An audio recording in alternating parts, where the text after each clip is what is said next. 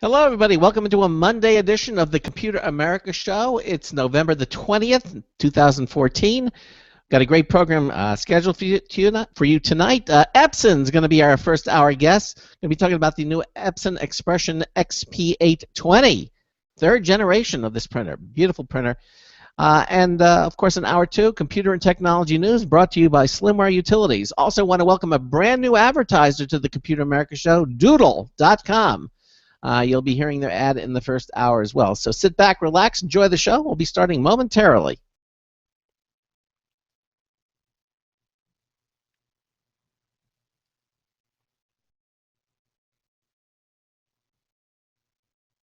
Your show will go live in 5 seconds. 4, 3, 2, 1.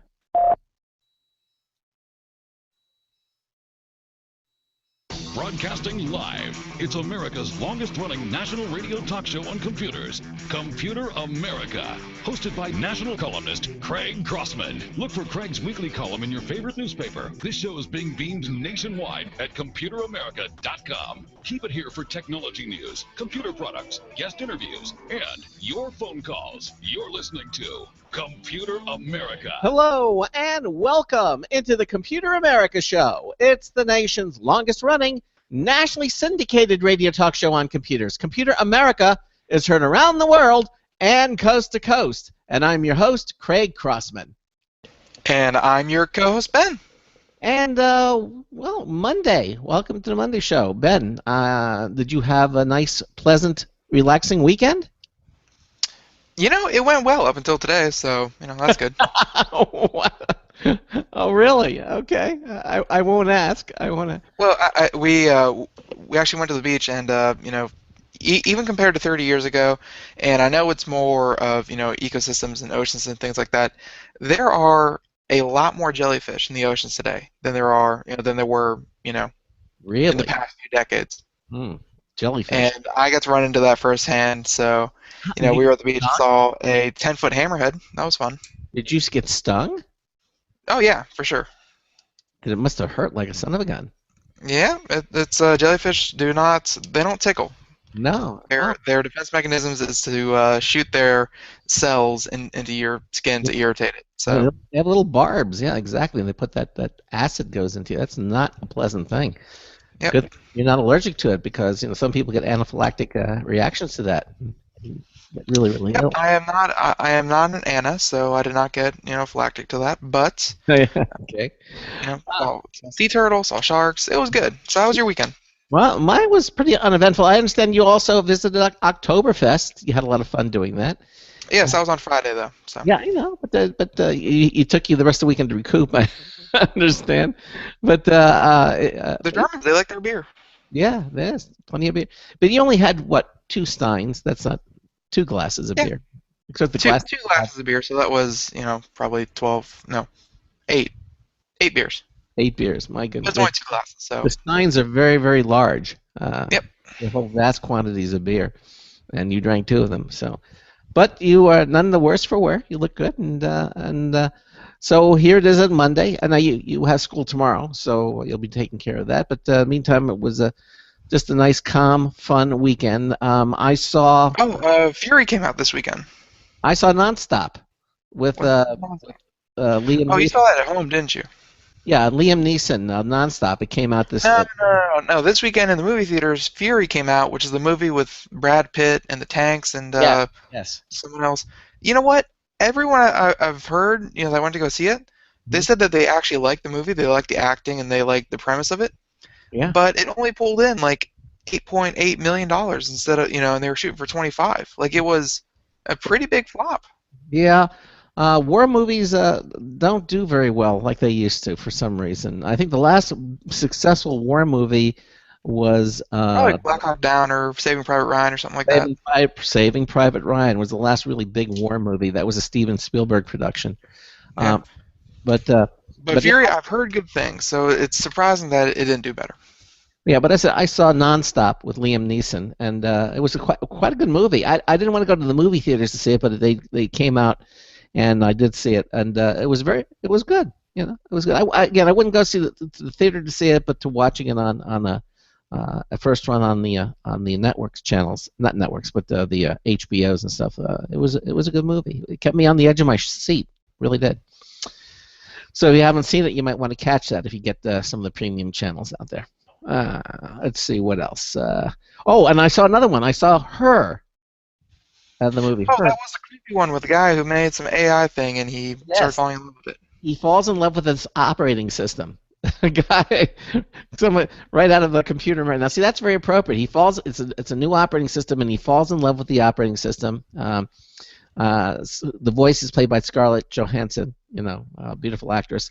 And it's the relationship he builds with this, and it was actually a very intriguing movie. The two first runs that came out this weekend, and I saw that as well. So, for those of you who are looking possibly, to start a relationship with your operating system, this might be a movie for you to watch to show you the pitfalls or the positives. Well, I mean, it's not often that you can actually, call tech support for your girlfriend. So. That's it. Exactly. She needs an update. 2.0. All right. Well, listen. As I said, we got a great show started planned for you, and I pick no bones when I say before I invite my guest on tonight that I'm a huge fan of Epson. Love the printers. For many years, I have used them. They are great. They have all the different. Basically, what I like about them most is they just work. You plug them in. They do their thing. They don't dump a whole bunch of extraneous software on your computer. It's a minimum software installation, and they just do what they're supposed to do right out of the box. And that's saying a lot for a printer these days. So, so tonight we're going to discuss one of their latest models. And I love this expression, not all in one, the small in one, Expression XP820, all-in-one printer that prints, scans, faxes, copies. By the way, it does this on both sides of the page, so it's full duplex on all these functions.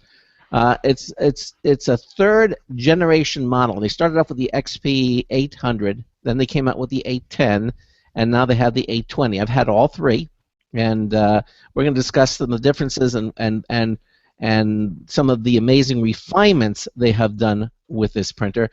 Joining us is Ralph Delgado. Ralph is Product Manager, Consumer Inkjet Printers for Epson America. Ralph, welcome into Computer America. How are you tonight?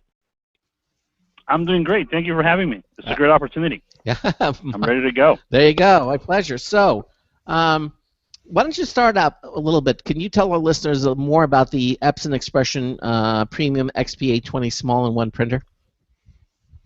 Absolutely. The XP820 is the top of the line of the premium line of products that we just launched this fall. Mm-hmm. The XP820 is part of the premium line of immutable photo quality. This means that we actually went and we did some research and we asked customers which output would you like best. Company A, Company B, and Epson came out on top. So our photo quality is superb, as well as with our text and everyday printing. This is a printer for someone who wants to do everyday documents, printing a web page. You need to print directions from a map. You need to print homework. I have 3 kids at home, so there's all kinds of printing happening, all kinds of stuff always going on in my house. It also prints on CDs and DVDs. A lot of people assume that CDs and DVDs sort of just went away, but something happened to them on the way is they became party favors. A lot of people are using them for party favors in parties like graduations, bar mitzvahs, anything that we take photos. Instead of printing them, they are now burning them. So with the XP820, they can also, if you have a bunch of photos from an event, you can put a collage of the pictures right on the face of the CD or the DVD. Yeah. And when you hand these out, they have a personalized memento of the party or something they can take with. A wedding, a baby shower, ceremony, any kind of ceremony. Graduation, you have a retirement party, you do something nice for the person who's retiring, coworker, and now you give them a CD with all the photos. Now, yeah. Now, of course, we're talking about printable CDs and DVDs, and today, when they first came out, they were very expensive. But I've seen printable CDs and DVDs cost the same, if not less, than standard CDs and DVDs. So they're certainly Yes. affordable, and again, just you can get the printable versions, and you find them everywhere today. You go to Office Depot, any of these traditional places that you can find these discs. You'll always find printable versions now. It's just that the surface of the CD or DVD is white, and it is a printable medium, so that any printer that's designed to print on these on this media will work correctly, and certainly the XP820 does that. What I want to do is I sort of want to back up and look and take a quick look at the generation of these printers. The XP8 before the XP Epson Expression, you had the Artisan printers, and they went through a similar generational. The 800, the 810, the 820. They went through that, and then of course the Expression came out, which is it's like a fraction of the size of the Artisan. They reduced it and yet kept all the power. And you originally introduced the XP800, and then you came out with the, I think a year later or a year and a half later, came out with the 810, I believe, the XP810, and then some more. Yes, that was correct. And then the XP820 has come out, which is like the latest generation. What have you added to the 820 that wasn't on any of the previous, the 800, the 810 version? What did you add to the 820?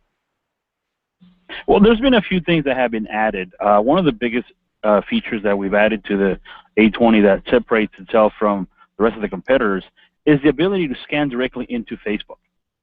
So this is something that is brand new to the industry. This is something we only have, and Facebook is very easy if you start with a digital file. Mm-hmm. If you have a picture on your phone or your tablet, uploading to Facebook, it's a snap. No thought whatsoever. You just go ahead and upload it. But what about all those hundreds of thousands of pictures that people have just sitting in boxes? Mm-hmm. We found a way, and we found a need that there was a need out there for all these people to be able to do the ability to take a photo, restore it if needed, digitize it, and upload it right into Facebook. Before we started working on this, it took me about 2 years to figure this out and get all the bugs out.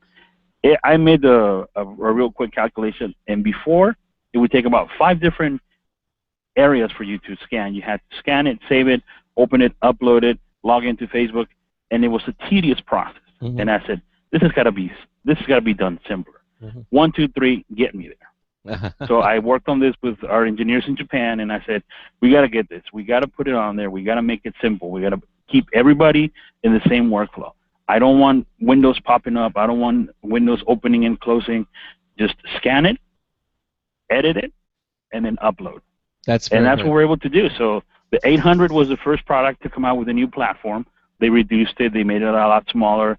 And as you said, maintaining all the great features that the Artisan line had. The 810, we added up a couple more things as far as connectivity. Wi-Fi Direct became very popular. So we not only do we have wireless, but we also have the Wi-Fi Direct connectivity, where you can now have the printer connected without a router or a network, a live network. Mm-hmm. The printer will allow you to do that kind of connection. And then this year, we're now adding the scan to Facebook. It still has all of the wireless connectivity, Wi-Fi Direct. The XP820 has also an Ethernet port. In some areas, the network administrators prefer Ethernet over Wi-Fi for secure reasons. So we're offering that also, because this product has a fax and an ADF, a 30-page automatic document feeder. So not only is it great for your home, but it could be in a small office. Yeah, it's a personal office. The features really go on, and I want you to continue on that. But you're right. I mean, since the Artisan, these printers are and continue to be wireless. As a matter of fact, the only thing you have to connect to this printer is the power cord, and that's it. It can connect, and the connection to the Wi-Fi network is so easy to do. You used to have to do it with the computer. You can literally have this print. You don't even need the computer, quite frankly, to set it up, to connect to the network. You can do it all from the front panel, which is a color panel, touch panel, which is very, very nice, and it's easy to do. One of the things that I have to say this, Ralph, about this printer, and I was always on my wish list for the smaller one as the 800 came out and the 810 came out, and when I finally got the 820, I wanted to stand up and do an applause, because the little paper tray that comes out, as you know, is motorized, and it comes out and to hold the paper. But then when it was done, you had to push it in. I said, why can't they motorize this thing to go back in? Well, guess what? With the 820, The little paper tray goes out, and there's a button on there. That made you want to stand up and applaud? Yes, and it goes in now. So it's really, and not only that does it go in, but also you can set the sleep time. When it goes to sleep, the little screen, the little panel that the screen is on, will actually pivot back down and go itself out of the way, all automatically without you having to interact with it, which I just thought was really, really slick with this model. Yeah, that's something we actually, the voice of the customer is what led us to that. We, like you said, we introduced the 800, and it had the auto control pop up and the paper tray, but it wouldn't go back, right? And the gears, when customer pushed on it, the gears were having some resistance because of the nature of the gears, and people were thinking they wouldn't break it. So we listened to a lot of the customers tell us via reviews and phone calls that they wanted it to automatically close. And at first we were like, but this printer has all these great features that is always designed to be on. So we're almost like in a quandary, right? It's like, how do you keep it that is always ready to print, because it can be printing from the USB port, it can be printing from wireless, it can be printing from the email print, and all these things, right? It can receive a fax, and you want it to the documents to be ready and be handed to you instead of ending up all over the floor. So that's one of the things that we went back and forth with the designers and engineers, and it's like, okay, we got to go ahead and make it pop out automatically, and then when you go ahead and press the button to turn it off, it will go ahead and close, or when it goes to sleep, it'll go ahead and close itself back up and then wake itself up. So it took a while to get it done, but if you are right, we got it. It's nice, although if there's paper on the tray, then it won't do it, which you don't want it to do. In other words, if there's paper, but if you remove the paper, and then there's a little button you can on the screen, it'll touch it, it'll actually close it, and then after you can say it's sleep in 3 minutes, 5 minutes. You can adjust the time of how before it goes to sleep, and then the little screen will go back flat, which is nice. And then to turn it on, to reactivate, you just have to touch the screen. That's it, and then it'll just pop out, and then it'll be all set and ready for you, which is nice. The earlier versions, you just had to kind of bend it up to where you want, and it would stay there. Now it just goes to the proper angle, and it's just very, very. It's a wonderful refinement that was really needed, and now is available on the XP820. Very, very nice. I will let our engineers and designers know. They will be happy to hear that. Yes, exactly. Now the idea also that everything is a full duplex. I know initially with the Artisan, some of it was full duplex, some of it you could only do half duplex. The scans would only be half. It looks to me like you have brought full duplex to every facet of this machine, because it really does. You can scan full duplex, you can send, you can print. I mean, and it's just a wonderful device that allows you to do all these different things. That is correct. Yes, through the automatic duplexer, you can print. You can scan through the ADF. Yeah. You can even fax two-sided documents. Yes, I know.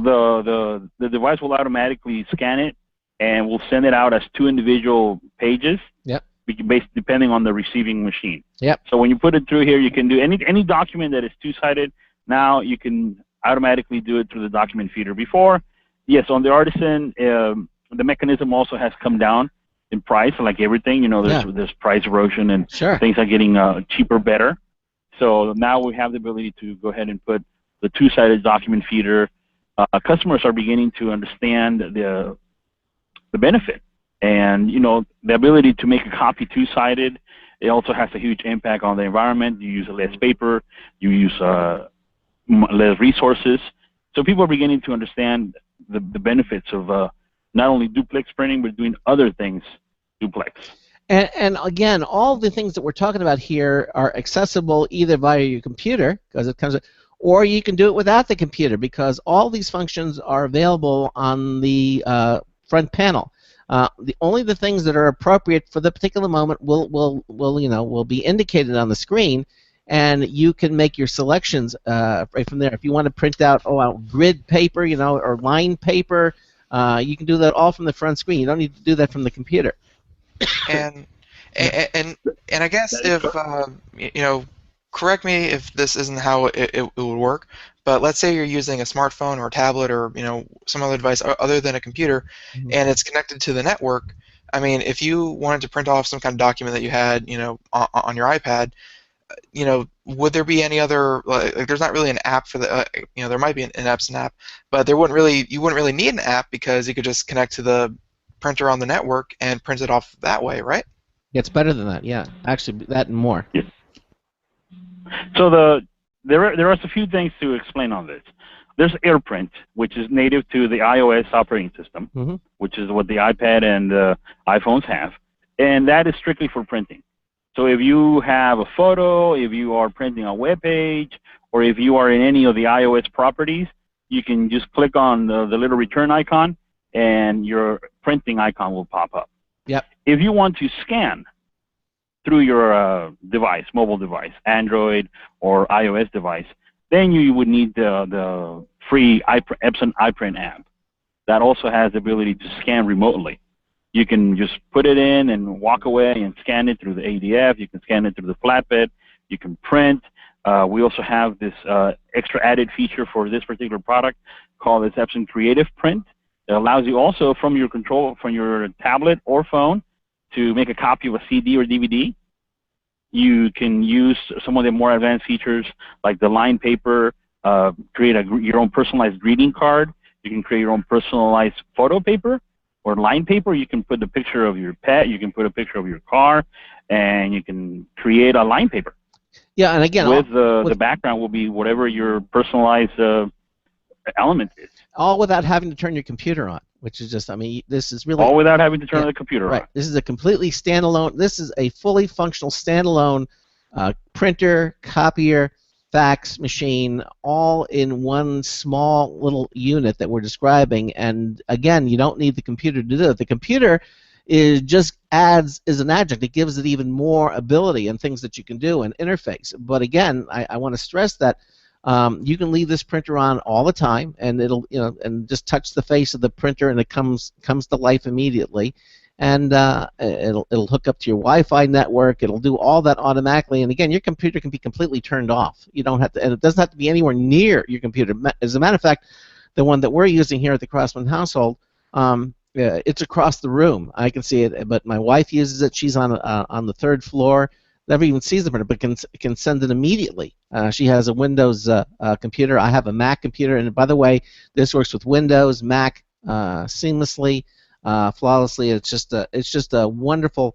I can't recommend it highly enough. I mean, it's just a terrific small little printer. Now tell us what you really think about it. Yeah, a small footprint, really small footprint. You can fit it on a little table, or if you have your desk, which is crowded, you probably can. This will probably fit on it immediately. It has some very interesting sensing ability. In other words, if you have a paper and you're copying something and you forget and you leave the page in there, it'll actually come up and say, hey, you take the paper off the glass. There's something on there. I mean, it sounds to me that you have put this through its paces with consumers, because things that an engineer might not think of, it's been out in the field so long that you get this wonderful feedback and have the printer do these amazing things, Ralph. That is correct. One thing that I also want to highlight on top of everything you already mentioned is, remember, this product has two separate paper trays. You can have plain paper in one and your main tray, and you can have photo paper. The ability to have that is the printer will automatically know what it's printing and where it needs to grab paper from. If you're printing a 4x6 or a 5x7 and you have paper in the photo tray, you don't have to switch. You don't have to tell it. Yeah. You don't have to do anything. You say print, photo, and it knows that if it's a 4x6 or a 5x7, automatically goes to the first tray. And if it's a larger size, then it goes to the bottom tray. Yeah, I love that. So it's one of those things, I like to call it set it and forget it. Just load up your paper, put it, and start printing. Yeah, start working, start doing what you need to do. That is a wonderful feature. And yeah, I put the 4x6 glossy photo cards in there, and also with the standard paper, and it's all loaded. And as you say, if you're going to print a 4x6 borderless, what have you, it knows immediately go to the proper paper tray. And if you're printing out text or something, a regular paper, it goes to that as well. And it's all part of the electronics and how the printer is designed that will do all of that automatically for you. It's just wonderful. Correct. Yeah, it is just wonderful. And of course, as you say, you have the standard copier page where you lay a sheet flat on the glass and put the lid down. but you also have the multiple page document feeder, where it just pops open and you just put your paper into it, and you can put up to what, 10? How many sheets can you put in there? I think it's like you can put up to 30 sheets of plain paper. Yeah, 30 sheets of plain paper, and just let it go, let it have at it. It is really, really nice that it has all these features built into it. I'll tell you what. If you have a comment or question for our guest, we'd love to hear from you. Why don't you give us a call? Our number is 347-884-8881. That's 347-884-8881. I'll get you on and get you through. We also have email. It's a live email address that we have when we're live and on the air. It is live, L-I-V-E, at computeramerica.com. You can also join us in our live interactive IRC chat room from our homepage at computeramerica.com. Just click the button that says chat room/video. It's right there it says interact with us, chat and live video. You click that. On the left-hand side of the page, you'll see our IRC chat room. It asks for a nickname. That's the name you'll be known by when you go in there.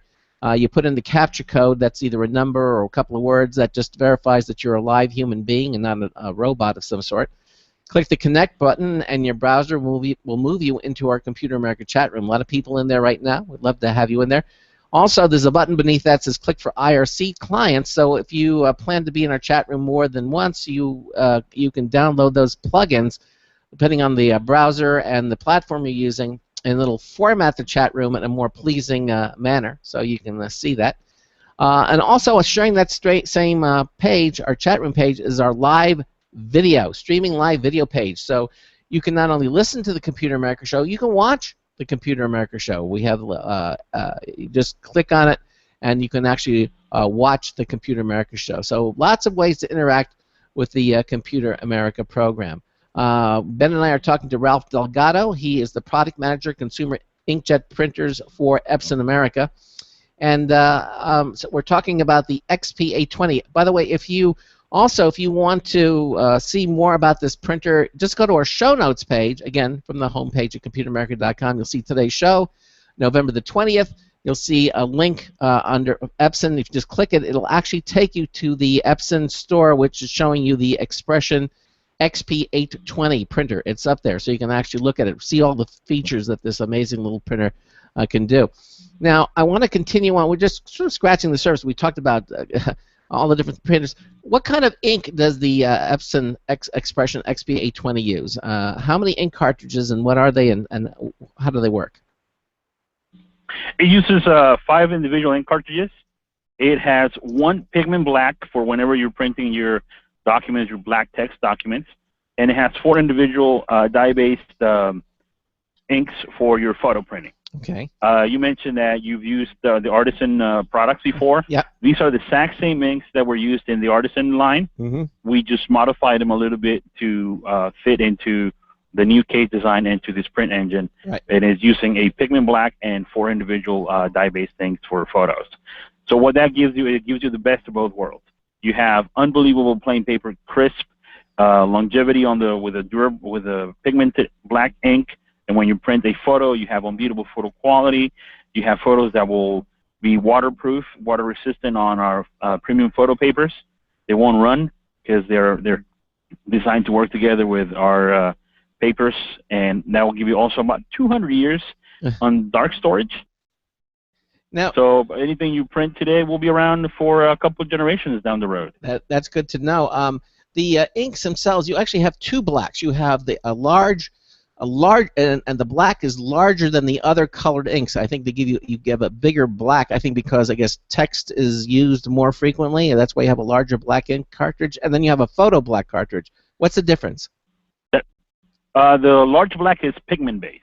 Okay. So when you pigment is more similar to laser, the toner. Right, for text. And the photo black is strictly for printing photos. Right. In other words, you're not using a pseudo black. In other words, you're not combining them. You do actually have a black ink that you're using in the photos, which is very important when you're doing high quality. That is correct. When you're doing high quality, and because you have all these different cartridges, another really nice thing about the XP820 or the small-in-one printers is that you can monitor how much ink is left right on the front panel of the printer or on your computer, too. Either way, you can actually see how much ink is left in each individual cartridge. So you sort of have a warning, that you're running low. And on the computer, I believe you can even click a link and it'll actually take you to the Epson store so you can order ink right online without having to leave the application itself. It's very nice. Right, and just a few moments ago we were talking about wireless connectivity and the Epson iPrint app. If users have the Epson iPrint app, not only with the XP820 but with any of our supported printers, they will be able to order ink right from their smartphone or the tablet. Very, very nice. It will actually give them a status monitor. It's very similar to what you see on screen. Yeah. If you were connected to the computer, it'll be the exact same experience. Well, you see it. It will give you real-time ink levels, and you'll be able to click right from there and go ahead and order right from your smartphone. Ralph, we're at the bottom of the hour. We're going to take a break, and then we'll be back. We're going to talk about Mopria and what that is, because it's a Mopria certified printer. Stay with us. Okay. Bye-bye. Hey everyone, have you heard about the No hair removal device that's sweeping the globe? If you want to go weeks without shaving and get smooth, professional quality results, here's our favorite host, Cheryl, for No hair removal. Thanks. Hey gals, I love talking about my No. It's this cute little hair removal.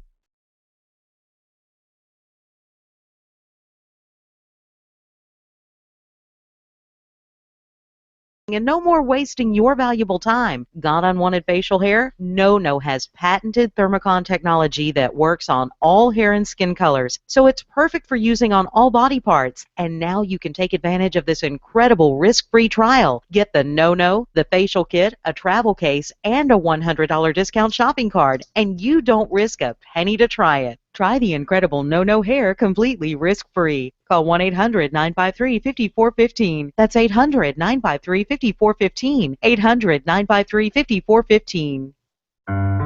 Hi, this is Craig Crossman, host of the Computer America Show. You have important meetings to schedule. Your company's getting ready for its IPO, and you're in charge of the PTA fundraiser this month. So how do you coordinate everyone to be available at the same time? Are you still using emails, phone calls, even text messages to schedule meetings with a group of people? How's that working out for you? Not so great, huh? It's a fact that every day, millions of people suffer from scheduling headaches. Well, with Doodle, scheduling meetings with a group of people is quick and easy. With Doodle, you can easily propose available times to each member. Each one checks off the times that they're available, and then you simply pick the time that works best for the group, all in an easy-to-read display that integrates with your existing calendar. Nothing could be more simple. Give Doodle a try for free, and like millions of Doodle users, you'll truly see how easy it is to find the perfect date. www.doodle.com.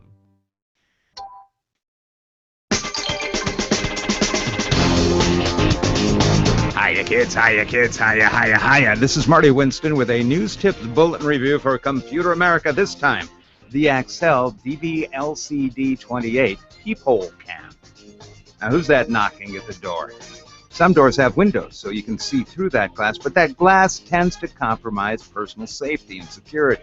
That's why many doors in apartments, some houses, some offices, have peepholes, where the glass is much smaller. It's really hard for anybody outside to see anything inside, but a lens can give occupants some idea of what waits without.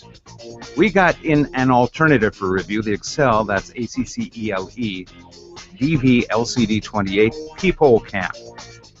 The piece on the outside of the door that's just a lens in most peepholes is a video camera lens with this gizmo. A wire feeds through to the electronics pod, which goes on the inside of the door. The pod mounts there, so when that knock comes, you just push its power switch for a 10-second view on its color LCD screen, all powered by a pair of AAA cells. Assembly is easy, operation even easier. Bottom line, the Excel DV-LCD28 Peephole Cam makes callers easier to see and ID at the door.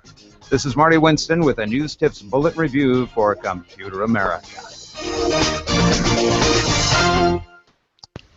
Welcome back to the Computer America Show. Thank you, Marty Winston. That was a brand new News Tip Bulletin Review. And also, you may have noticed that that is a new ad spot as well for Doodle. Yes, So, and we want to welcome Doodle to the family of Computer America advertisers. Terrific product. We had them on the show about 2 months ago, and they've decided to advertise on the program, and we're very happy to have them.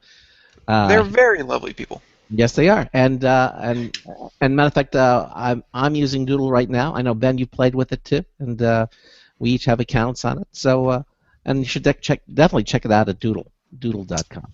Mm-hmm. Yep, and I'm sure we'll explain more. And really, it's Sure. if you think about it, it's as simple as you think it is. That's it's a good way to talk about it. But right now, we have Ralph Delgado here from Epson, and we're talking about their new small one, the XP820. Yes. And you know, right for the break, we were talking about how great this this printer is for connected devices, because I mean, even 5 years ago, connected devices, were pretty much just computers and laptops, and tablets and smartphones were just making their way out onto the market.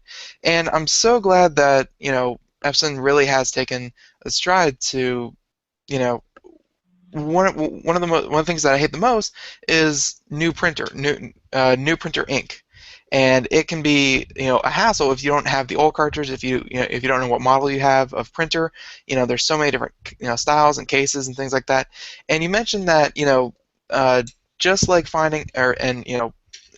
woe is be the person that doesn't check their ink levels before big paper, and then they realize that they're low on magenta and they can't print. But it turns out that using tablets and smartphones and whatnot, and even the printer itself, you can see the ink levels, and you said something along the lines of that you can actually order new ink. Now, did you mean that from like an iPhone and an iPad, or a smartphone or a tablet, and like it sends you to a web link that lets you order it online? Yes, if you have the Epson iPrint app that supports both the iOS and the Android platforms, when you connect your printer and you set it up, you will have the full functionality as if it was to be your printer driver.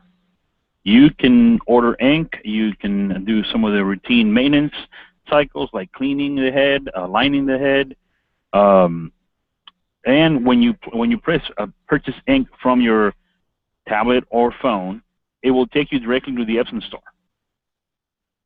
And you can order online, and it will automatically know what printer you are linking from, so you don't have to worry about if it's the right number, or if it's the right cartridge, or if it's the right level. It will automatically do it. It just knows that the XP820 uses the 273, number 273 inks, and it goes and it says, hey, you're missing cyan, magenta, yellow, and the pigment black. Would you like to order those? You say yes, enter your information, and next thing you know, a couple of days later, the ink shows up at your house. That's as simple as it probably should have. That it probably should be. It's anything else is just way too much hassle. And I'm glad that it's not just, well, the end user is gonna have to figure that one out. You've actually put work into it and made it easy. So that where Craig gave you the stand-up applause for him having to expend a little bit of calories to push the tray back in after it was unprinting, I applaud you for making ordering ink easy. And actually, it's more against it's not only the calories expended, but also I always felt like I was breaking something when I pushed the tray against the gears, to make it retract, and now, and I always felt that it should be doing this automatically, and so now it does, which is nice, really. So yeah, that was one of the biggest things that people were talking about on the boards and on the reviews, is they were afraid that they were doing something wrong, because it was that tension going back on the gear. Yeah, it actually go, and I would kind of wince every time. I realized that's how it went, but you always felt something should be done, and I'm glad that you did. Just before the break, Ralph, I talked a little bit about the Mopria certified printer. Yes. What is the Mopria? Am I pronouncing it right? Mopria Alliance. And how does the Epson Mopria Alliance? Yeah. What is the Epson Expression XP820 a Mopria certified printer? And if so, what does that mean for the users? So the Mopria Alliance is a nonprofit membership organization of leading global technology companies, with the mission of providing intuitive, simple printing solution from smartphone, tablets, and other devices. What this means is that Mopria is trying to make it super easy for anybody to print at the OS level. Very similar to, the best thing I can say is very similar to AirPrint. When you have an iPad or an iPhone and you want to print something, you don't have to think about if you have the right app, if you're using the right tablet. All you do is you press the little return icon, and the print icon appears, and you print. Mopria, working together with some of the leading global technology companies, is trying to bring something similar to the Android operating system. Mopria is solely focusing right now on the Android operating system. Again, Apple already has AirPrint, so that's very simple and easy to use. But there's a lot more Android devices out there in different flavors and in different configurations than there are iPhones. So Mopria is trying to bring all of these technologies and all of these operating systems and operating versions into the fold and make it easy for customers to just go ahead and print, just like if you do it today. If I were to ask you, can you print this Word document for me? I don't have to explain to you what you need to do. Oh yeah, sure. You go File, Print, and there's a printer connected, and it prints. That's what Mopria is trying to do. The File, Print method is just simple. Oh, I need to print this photo. File, Print. That's what it is. That's the main goal. Is how do we make it work so that we have this great technology, the wireless technology, or the phones that can be anywhere, they're always with you. You can't leave home without it, almost, better than your American Express and your tablet. And now you have the ability to print. And that's what it is the ability to go ahead and print natively from within the Android operating system. And it starts, let me look at my notes. It is, you must use Android 4.4 or codename KitKat in order for Mopria. It's similar to like a plugin on, yes, it's a little print service, yes, a plugin. Right. And it will start, and it will support it with Android 4.4, and XP820 will automatically one of the printers that will recognize this command and receive your print job. You see, this is typical. This is what happens when you have a company like Apple making their product.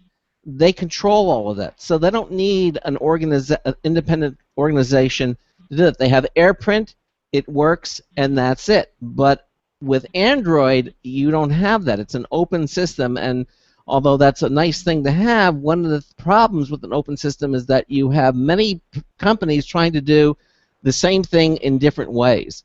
And evidently, Mopria is trying to bring some unity to all of these different companies and saying, look, if you go with our standard, it's free, it's open, and if you support that, then people are assured of having compatibility and working. And evidently, Epson, the Expression Premium XP820 is a Mopria certified printer, correct? That is correct. That is correct. There are actually more than just the XP820. They have a total of 7 different printers that have been certified by the Mopria Alliance. Right. So that basically means what that means for users, that if you have an Android phone that's running KitKat or later, the operating system, chances are, and you have one of these printers from Epson, you're going to be able to print directly to it from within any application that's running on your smartphone. That is correct. Let me read off some of the applications that support this plugin. Chrome, Gmail, Drive, Quick Office, Adobe Reader, Kingsoft WPS Office app. If you have any of these, everybody has Chrome everybody has Gmail, everybody has Drive, everybody has Quick Office. Those are all native to the Android operating system. And some people may have Adobe Reader or Kingsoft WPS Office app. So they will be able to print. Now, okay, so that is very, very nice. And also, you can print, I understand you can also print to the printer even if you're not anywhere near it. Let's say I'm in another state, or miles away from the printer. I can still print to the printer. I believe it has its own email address that you can send things. You can email things. That is correct. Or how does that work?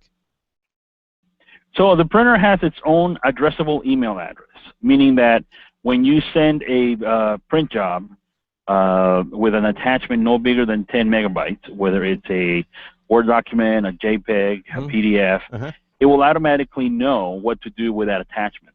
So let's say you need to send your co-host a contract for one of your new clients, and he needs to sign it, he needs to read it, and you want to go ahead but he's not home, and he has the XP820, and he has given you his printer's email address, and let's say that is Ben's printer at epsonconnect.print.com. So the only thing you need to do is you go into your email application, whether it's Gmail, Microsoft, whoever the email application is. As long as you type in his email address, hit send, it will automatically print the body and the attachment. So when Ben walks in through the door, it will be ready for him, and he'll be able to read it, pick it up, and give you feedback right as he walks in through the door. Any you can print, and this is one of those when you mentioned that you can print from anywhere, because again, you're sending an email to the printer, so you can be in Japan and still have the ability to print at your home or in your office with this email printing capability. And it will print the body and the attachment. Yeah, that is really, really slick. Now, just we mentioned all the different printer cartridges, and I do know that you sell them separately and also in a bundle together. Typically, what is now? Because I know you have two versions of the ink cartridge. You have the standard ones, and then I believe you have extended ink cartridge, where you have a lot more ink in the cartridges. How do you can you tell us a little bit about those? Yeah, so we have the standard fill, and then we have the XL, the extra large. The cartridge itself is the same size, physical. The only thing that differs on the inside is the fill. Okay. So when you buy the standard cartridge that is 273, let's say it's 273 photo black, that will cost you X amount. And if you want to, and you know you're going to be printing a lot more, holidays are coming up real quick. I mean, Halloween is just 11 days away. Thanksgiving is a month away. And, God, Christmas is around the corner. New Year's. So if you know that you're going to be doing a lot of printing, so you go ahead and say, well, I'm going to go ahead and get the XL cartridges. So when you place your order, whether you do it at the store or from any one of the control panel or from the app, you say, okay, I want to order the 273 XL. And they'll go ahead and the printer will take and recognize that it's a standard cartridge or an XL cartridge. Customer doesn't have to do anything. Again, the only thing that differs is the fill. The cartridge itself is exactly the same size. So you don't have to worry about, oh my God, where am I going to hold this? Is it going to fit? No. It's exactly the same. When you replace one, you put the next one, and the printer will know that it's the XL cartridge. All right. Do a comparison between the standard cartridge and the XL cartridges. How much more printing do I get with the XL cartridges, typically? Okay. Give me 1 second. I will give you that right as we speak. How did I know you were going to ask me that? Well, yeah. Well, we can come back to that if you need to look it up. And can you tell us? No. I got it. I got it. I got you. All right. Okay, the XP820. Again, the numbers that I'm going to give you, these are all using the ISO ink yield standard. So the yields may be different depending on what the customers are printing, but these can also be found in the product web page. So for the XP820, if you're using the standard cartridges, on average you get about 250 pages from the black pigment cartridge, the big black one. Right. If you're using the color, you're getting about 300. Okay. All right. So when you step up to XL, to the extra large, it doubles. You get 500 black and about 600 color. All right. Very nice. Okay. And the price cost between the two typically is what? The standard cartridges is $12.99 per color. So that's $12.99 times 5 because it's 5 different inks. Right. And the XL is $22.99 for the black, the large pigment black. Right. And $18.99 for the dye colors. So that would be $22.99 plus $18.99 times 4. So you're getting, they don't cost double, but you're getting double the ink is what's happening. That is correct. So you're getting a better value if you get the XL cartridges and use them as. So even if you're not using them right away, let's say it's not a major holiday, and you're not, but it's still it pays to get the XL because then you have to change them less frequently, right? And as long as they stay in that is intent. Yeah, and they stay in the printer, you're fine. I mean, you don't have to worry about them drying up because they're sealed, and I mean they should be fine just leaving them in the printer, correct? That is correct. Yes. Okay. So they should be fine. They should be fine. So that and also it's nice because with the XP820 you have different test mode. You can clean the heads if you want to. It prints out little patterns. There's alignment. There are all kinds of additional things that you can do if you want to to go in there and check even further. But for the most part, you really don't need to do that. It's just there. It's just nice to have it if you need them. But Epson has. That is correct. Yeah. Epson has thought ahead of all the different things that happen with an inkjet printer and accommodates you with all these different little tools and utilities that you can use. That you even provide, I think, when you want to print to a CD or a DVD, you have a little Epson print. There's a program that will let you do that. Although I do know it works seamlessly with things like the Print Shop and other applications that print a DVD or CD. Correct? Yes. Yep, exactly. So again, all right. So let's talk a little bit more about I know you highlighted some of the features that cater to do-it-yourself users. As some of the listeners start planning for holiday crafts and activities, you mentioned just a couple. Can you expand on that a little bit more? Oh well, yeah. I mean, right now, my wife just went through a huge do-it-yourself family tree. Mm-hmm. She bought this family tree from Amazon, mm-hmm. and she laid it out in our wall, and then it had special cutouts 5x7 mm-hmm. to put the pictures of her family. Mm-hmm. Started off with her great grandparents, and then moved on to her grandparents and their parents, and then us. And we did all this with our we have a 620 at home, an Expression 620. So we printed all kinds of photos from friends and family and relatives who have no longer with us, and now they're sitting on our wall.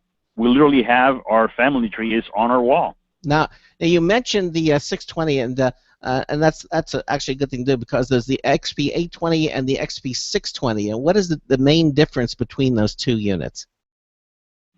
The XP620 does not have fax or the ADF. Okay. And it does not have the large 4.3 LCD. It has all of the other features. It has the same ink set. It has the same print quality. It has the built-in memory card slots. Has the front USB port for the thumb drives. It has the automatic two-sided printing built in. Mm-hmm. It has a smaller 2.7 color LCD, mm-hmm. and it has a control. The control panel is touch, very similar to how you control your microwave. It's got the pad. Right. So what's the price for the XP820 and the XP620? What is the difference? $50 is $149 for the 620, right? $199 for the XP820. Okay, and then you also there's one other XP model that I'm just off the top of my head that also offers only it's strictly for photo printing. You don't have the extra large black in it, and it's for photorealistic printing. You must be thinking of the large format, the 13 by 19. Photo printers that we sell. No, there was another one there. I'm thinking where instead of having the 6 printer cartridges, it only has the 4 printer cartridges, but it's designed for photo printing. At least I didn't look it up. I didn't have it ready, but I know there's one other one. But anyway, all you really know is the XP8. Yeah, I'm sorry. You mean the PictureMate? No. The PictureMate 4x6 photo printer? No, that's another one. No, it looks a lot like the Expression, but it's another number, and I don't worry about it. Well, the bottom line is that the XP820. Craig's dreaming of printers at this point. They don't even exist yet. He's just dreaming that. And this XP620. He's swimming in printers. Yeah, they're both. Those are the 2 current models available from Epson. And again, the 620 it's $50 difference, and now yes. And availability of these printers they're available now, correct? They are available now, and they're available retail-wide, and available online also from Amazon or Epson.com. Now, when you and there's one. Yeah, I'm sorry. Go ahead. There is one more addition to the premium line. That's the entry level, the XP520. That one is also available for $129. And the difference between the 520 and the 620 is the 520 does not have the ability to print on CDs or DVDs, and it has a smaller 1.4-inch LCD. Same print quality. One of the things that, as you know from being a previous Epson user, Epson does not change the print head depending on the price point you pay. What that means is that the same print head that you find in the $129 product is the same print head that you find on the $199, which means that the print quality for photos is exactly the same. What changes is the feature set that we offer. A lot of competitors out there, what they do is if you buy a $99 printer, you are getting a $99 quality product where the print quality will not be as good, and you are forced to step up into the higher price points to get the next step up in print quality. Epson doesn't do that. Right. We have, our technology is the same, and it'll be, if you go buy the 129 or the 199, the only thing that changes is the features that you get, not the print quality. The one that I was thinking about was the Epson Expression Photo XP860. That's the one I was thinking. So that's a 6 model. That's a 6-color model. Yes, that's a 6. And that one is available through specialty retailers like B&H Photo. It's available online. And it uses 6 individual ink cartridges. Right. It has the light cyan and light magenta, very similar to the Artisan that you used to use. That's right, and that's really for photo printing. I mean, that's where you really, if you're really into the photo printing, this is the then that would be the printer for you. But again, it's almost more of a specialty printer, the XP860. Yes. Yeah, exactly. But for most of our listeners, I think you're going to find that the 810, the 820, the XP820, and the 620 are the two that you want to use for general all-around printing. Those are the ones that you're going to find to be of most value to you. And again, they represent the latest generation in Epson printers for this line. Listen, Ralph, really, I want to thank you so much for being with us here tonight. A pleasure having you here on the show. Again, it's the it was my pleasure. Yeah, it's a smaller one, Expression XP820. That's the one that I'm using. That's the one that I recommend that you check out. And again, it's a MOPRIA certified. It prints on 8.5 by 11 or 6 by 4. It holds 2 different types of paper. It does CDs and DVDs, printable CDs and DVDs. It scans both sides. It copies both sides. It faxes both sides. Duplexer printing. This truly is the state-of-the-art for the XP small-in-one Expression printers. It's the latest version, and I think truly you've really taken this to the next level with this generation of printer. I don't know what you're going to do for after this. You know. Well, we're working on a few things, and we'll probably come back next year and we'll talk about it again. Sure. Ben? You know, and this was a question from one of our listeners, and I was going to kind of reserve it, but I figure, hey, why not ask it? I know 3D printing and printing aren't exactly the same thing, but does Epson have any interest whatsoever in 3D printing? At this point, I have not heard anything on 3D printing, and if Epson is thinking about it or not. I could be wrong, but again, I am only part of the marketing and sales. Sure. Up here in Long Beach, and all engineering is done out of Japan. And I think if they are thinking about it, maybe they're playing a little closer to the vest. Yeah. All right. But nothing that I can share and say, yeah, and a that's couple of years from now, no. And that's understandable. Yeah, but hey, listen, they did listen to you with the feedback for the features, especially with the tray pushing in and going in by itself. Hey, Ralph. Yes. So I guess if we get a lot of customer requests for a 3D printer, we'll just continue to push them out. There you go. Ralph, thanks again for being with us here on Computer America. It was a pleasure having you on. And yeah, we'll have you back next time when the next generation comes out, okay? Great. Thank you very much for your time. All right, you take care. Have a good evening. Good night. Good night.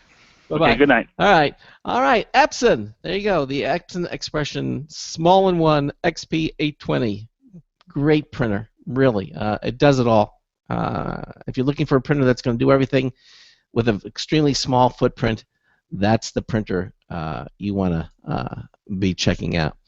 So, Ben, we got some news stories. What's coming up in hour 2?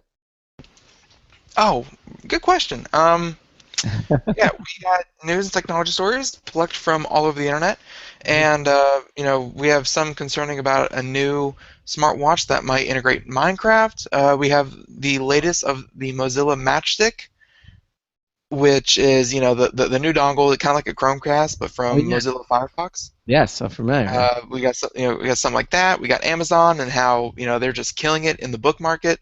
Qualcomm is pushing out a new 4K video streaming prototype. Lots of actually very interesting stories.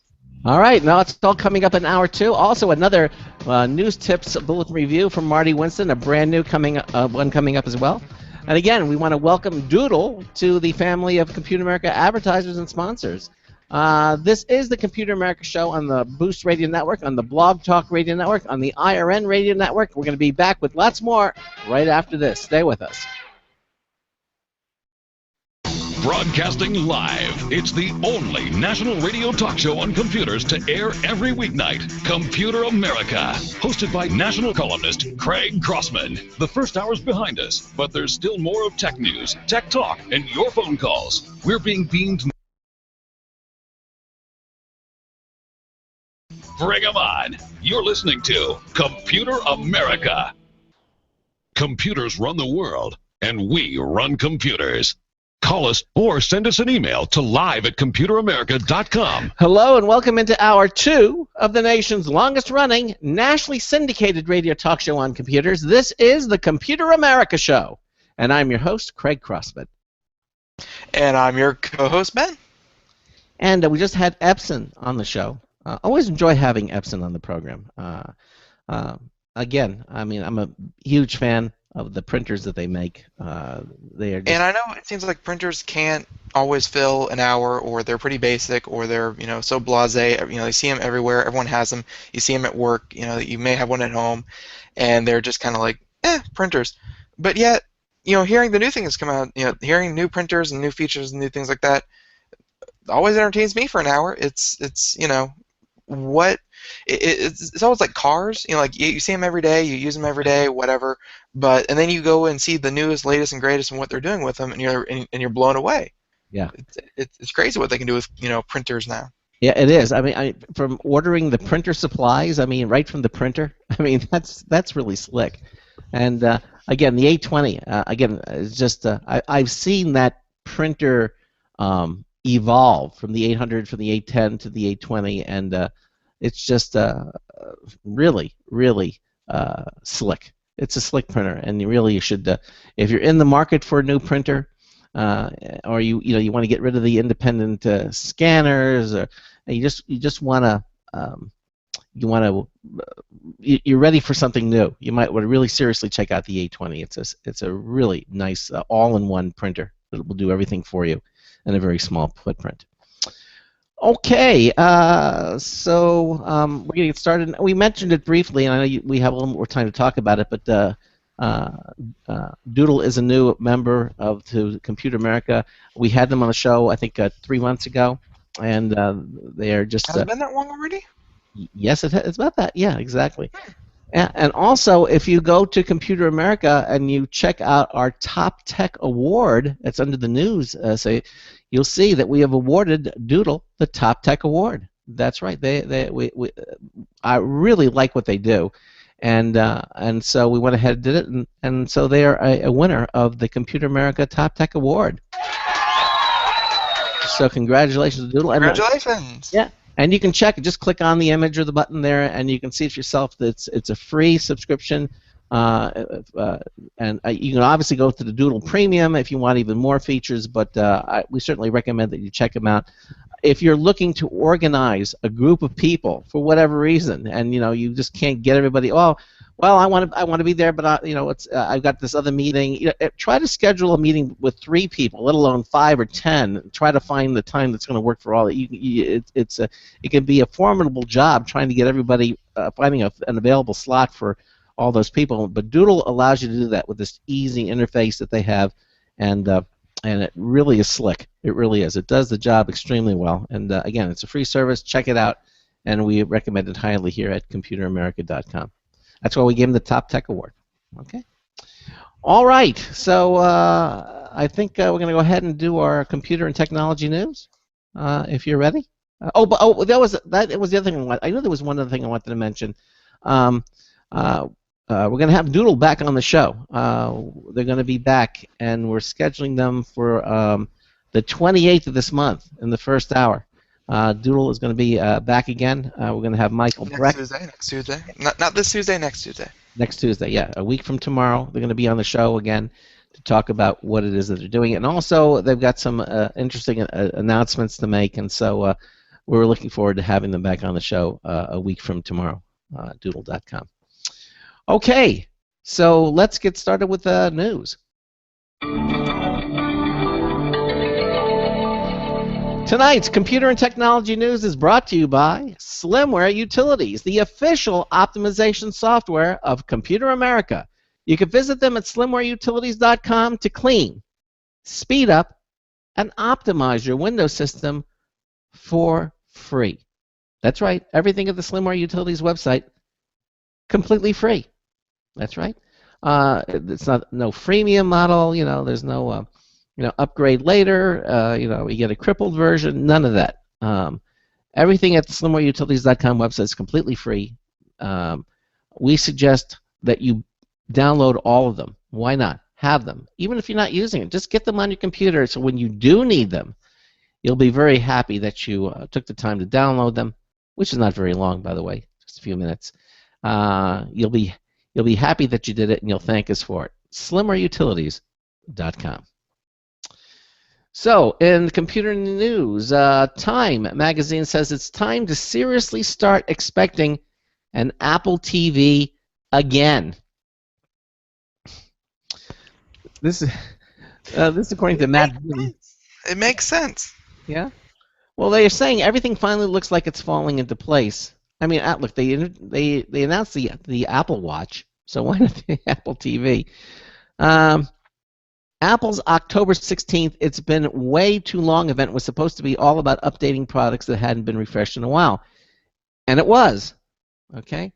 Apple unveiled the svelte new iPads, an ultra-high resolution version of the iMac, an updated Mac Mini, and a slew of software and service updates. Tim Cook also said, he's the CEO of Apple, by the way, if you don't know that, said that a software development kit to help programmers make applications for the company's upcoming smartwatch would be available in November, ahead of the much-anticipated device's 2015 debut. So about 10 minutes into his opening remarks, Cook put up an Evolution of Man-styled slideshow showing Apple's line of products from the watch through the iPhone and iPad, laptops and desktops. Okay. One could easily imagine the same slide with an additional product on the far right, a television set. Now that is a rumor that has been around for a long time, that it's frankly grown tedious to think or talk about it.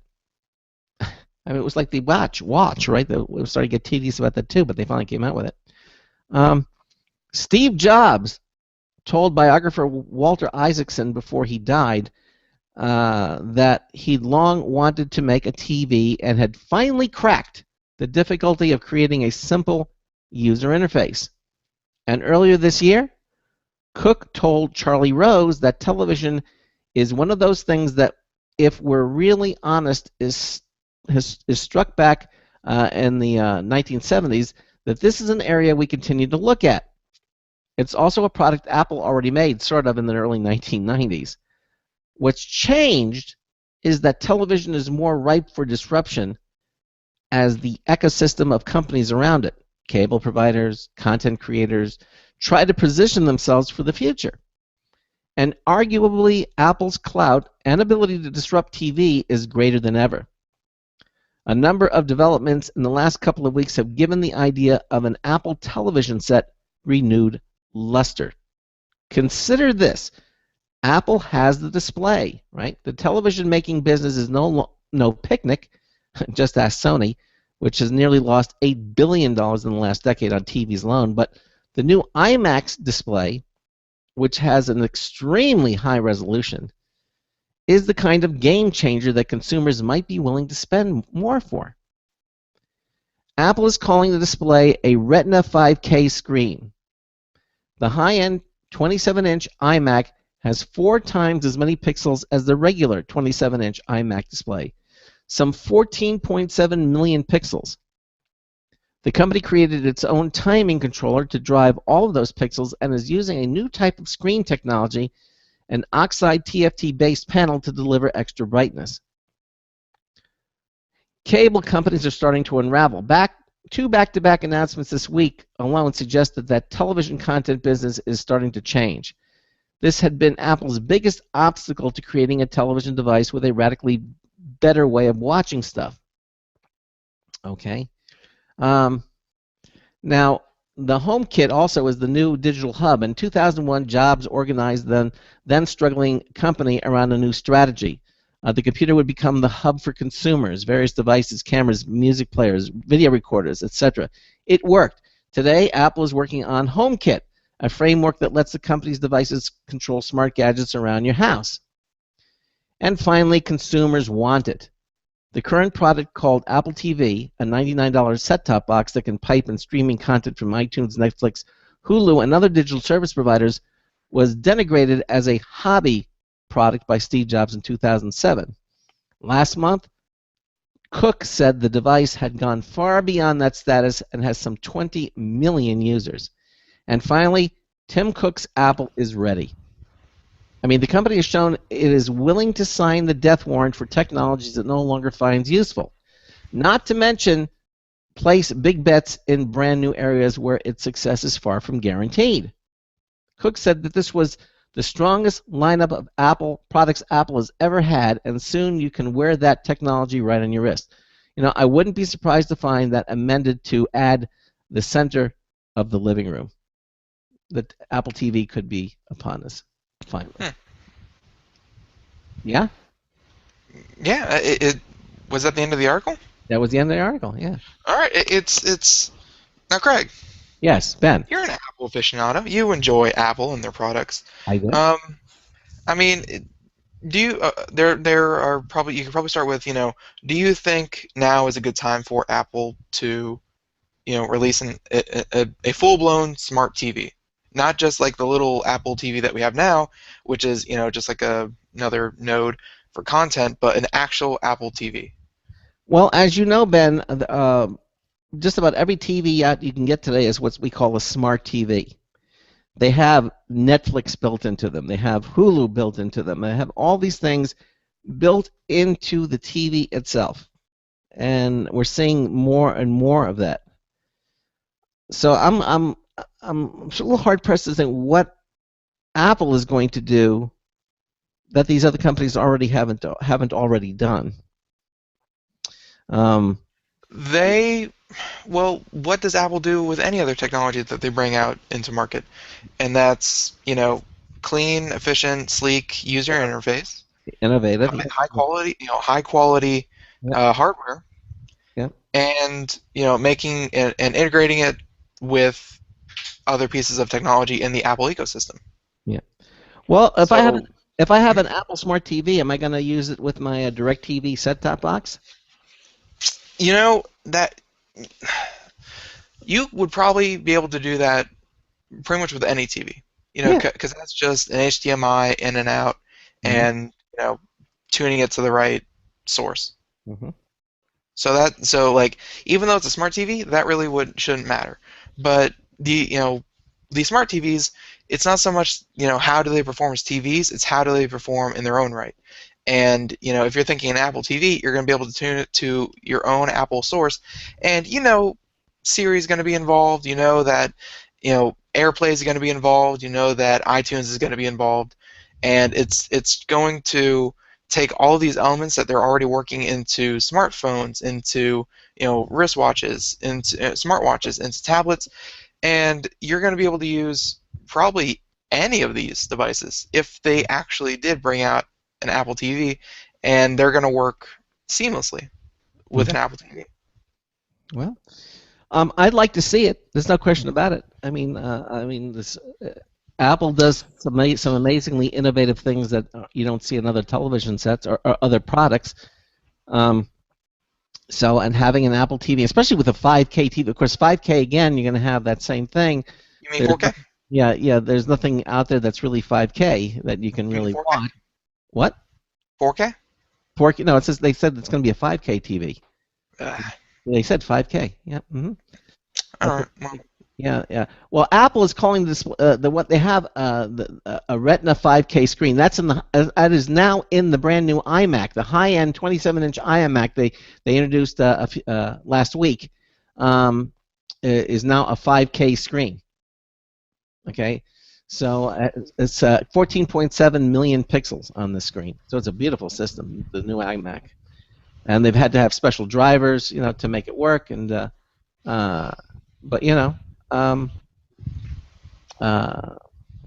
I think if Apple's going to do it, it's going to be something really. It's going to be pricey, but it'll probably be something spectacular. Apple usually doesn't break into markets and become the bottom of the barrel. Like they aren't, they aren't TV's Vizio. They don't come in at the bottom and release a decent product for a great price. Apple comes in and releases a great product for a high price. Yep. Well, and some people, if you're willing to pay that high price, you're going to have a very spectacular television set or a screen with Apple TV. Yep. And maybe it'll have enough features that you can give up your DirecTV or your cable and just do everything online with it. That's called cutting the cord, and it is not a new phenomenon. No, but maybe Apple will make it easier. And that's part of the article that they discussed was that cable companies, they're freaking out. I mean, HBO is jumping ship. Netflix is popular, if not more popular than ever. There are other streaming services that are getting more and more traction. Like it's not just Netflix is succeeding; it's pretty much every streaming service, even Hulu and Hulu Plus. Even though we're not fans of all the ads, but even their subscriptions are increasing. So streaming content and connect and these smart TVs and things like that, they're making it so easy to forget about the cable companies. Like as long as you have internet, you are not bored at home. You do not need television to sit down to and watch because you can get pretty much anything online. Yep. It's kind of what made the cable companies so big. Because Craig, when you were young, you had 4 stations, right? Yeah. So I remember when UHF came out.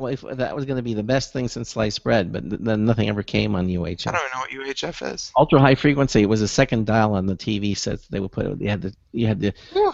And then with like 33, you went into the higher digit numbers, but.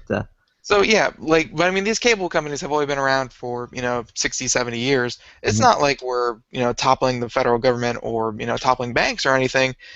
These are pretty recent constructs, and if technology adapts as fast as we know it does, I mean, we may see cable companies either adapt and go to a la carte streaming, original content provider service like Netflix, or they will perish like dinosaurs, unfortunately. That's just how it is. And with an Apple TV, with a smart TV, with all of these game consoles that provide all the content through them, it's not it's not impossible to say I can't have a TV without cable. That's just not true anymore. Yep. This is very true. And it's the first time, and this has been happening over the past 7, 8, 9 years, and this is the first time since people have had TV that is possible.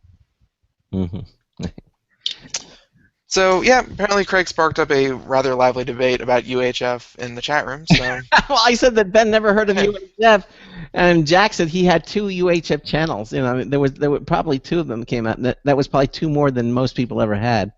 But crazy. Right. All right. Well, if anyone wants to visit the technology museum to figure out what UHF is, have fun with that. Ultra high frequency. Yeah, okay. Ultra high frequency, but if you really want to know what it is, because that doesn't really tell me anything. You Anyways, heard of Weird Al Yankovic, right? yeah, I've heard of him. He did a movie called UHF. It was all about those days. He did a movie called UHF. We'll worry about it later. Right. So this next story from Max and PC, Paul Lilly, and we're going to talk about one of the biggest games every year, consistently selling over $1 billion in product. I mean, this game always sells millions upon millions of games, and it's Call of Duty in their franchise. Mm-hmm. And how the newest, latest, and greatest game from them, Call of Duty Advanced Warfare, they've released their minimum specs. Now, of course, if you have the new Xbox One, which I haven't heard yet if the newest Call of Duty is going to be available for Xbox One and 360, Mm-hmm. but pretty much figure if you're on a console, don't really worry about this, because if you buy it on console, not like you're tweaking your system, so it's going to run perfectly fine on those hardwares anyways. Mm-hmm. But as for computers, you do have to start worrying about minimum system requirements, and those are the requirements that your computer must meet to even start playing the game. Otherwise, it could cause it to crash, or it just won't start, or your computer just won't have the juice to actually run the application. Sure. So, and with the latest one, looks like they're taking a step in the direction of, you need a computer from within the past 3 to 4 years. It's a pretty advanced game, Advanced Warfare, so get ready for it. Call of Duty Advanced Warfare needs 6 gigabytes of RAM to even start. Okay. And 6 gigs of RAM isn't anything to sneeze at. That's pretty impressive.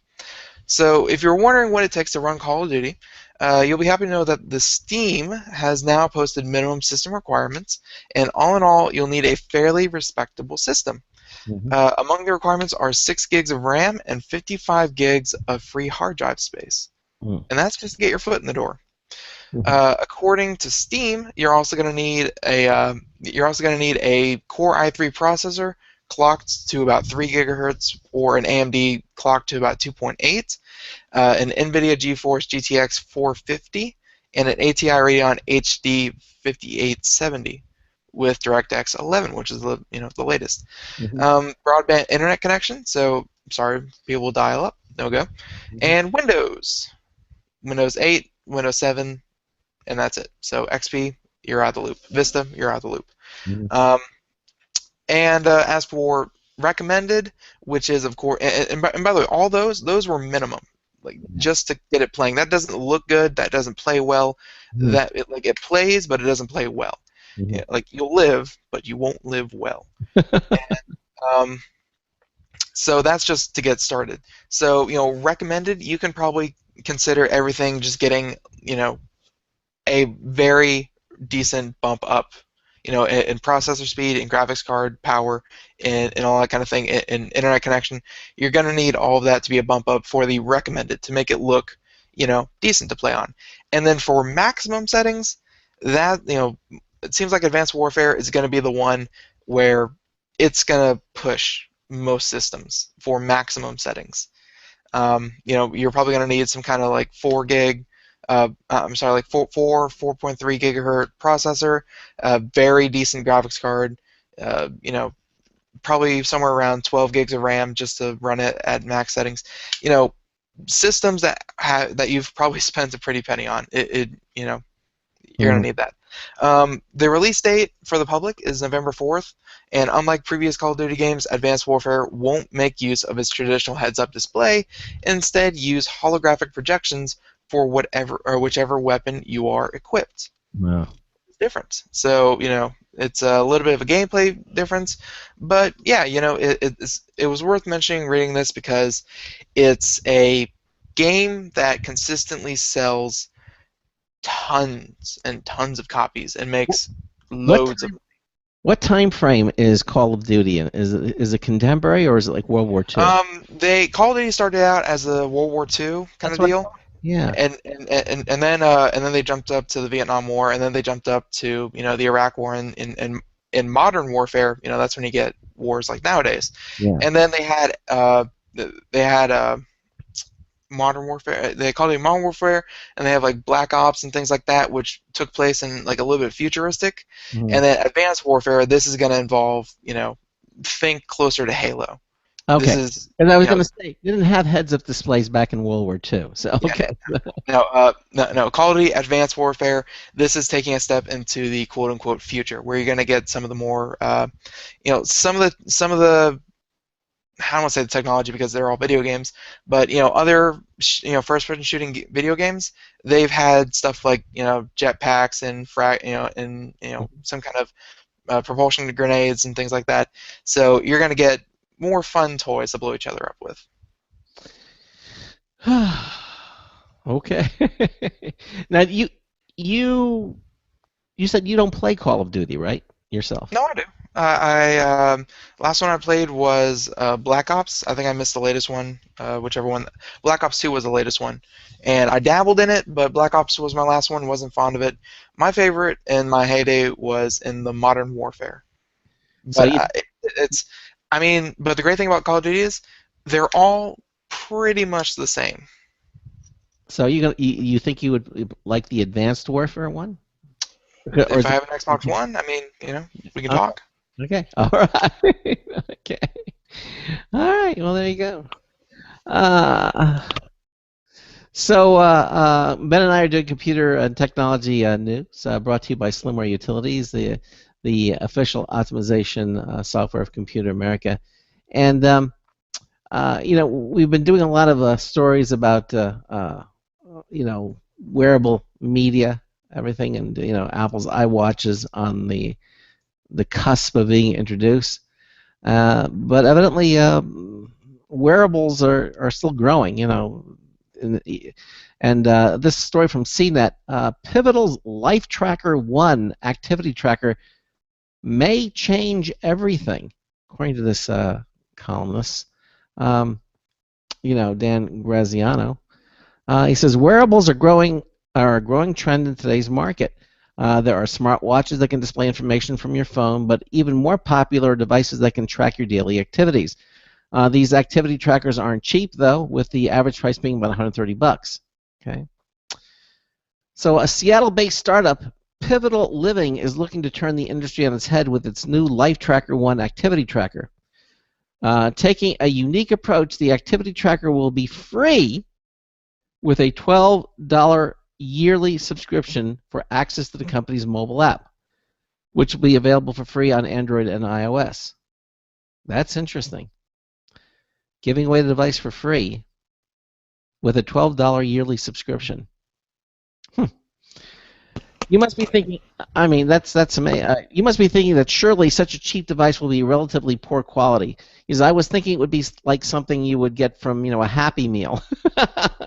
He says, but I can assure you that this is not the case. He says, from the brief time I spent with it, I noticed the Life Tracker 1 wasn't only stylish, but it also appears to have a build quality similar to some of the most popular devices on the market. In fact, the small wristband is quite similar to the dozens of other trackers out there. With the help of a 3-axis accelerometer, it can track your steps, distance traveled, calories burned, activities, active minutes, and sleep.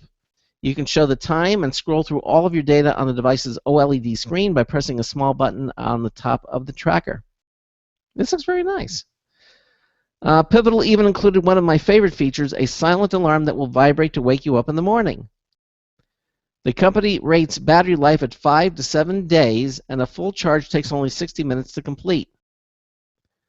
One of the downsides with the Life Tracker 1 is that it's water resistant and not fully waterproof. It won't stop working if it gets splashed while you're doing the dishes, but extended exposure to water isn't recommended, which means no showering or swimming with it. The mobile app is colorful and seems very user-friendly. It gives you detailed information about your data.